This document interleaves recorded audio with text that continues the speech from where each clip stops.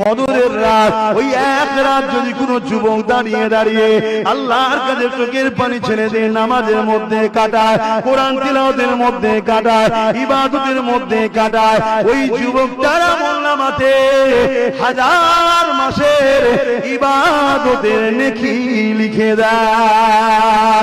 অর্থাৎ এক রাত ইবাদত করবে, 100 বছর ইবাদতের নেকি আল্লাহ পাক লিখে দেবে।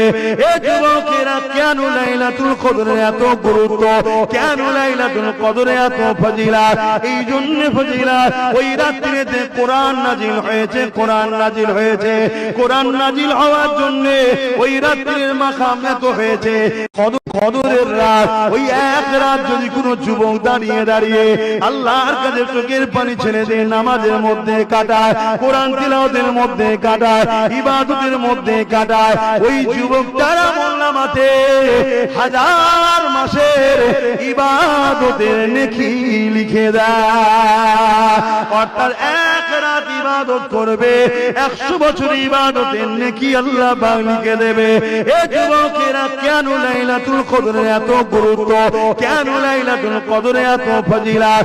এই জন্য ফজিলাত, ওই রাত্রিতে কোরআন নাজিল হয়েছে, কোরআন নাজিল হয়েছে, কোরআন নাজিল হওয়ার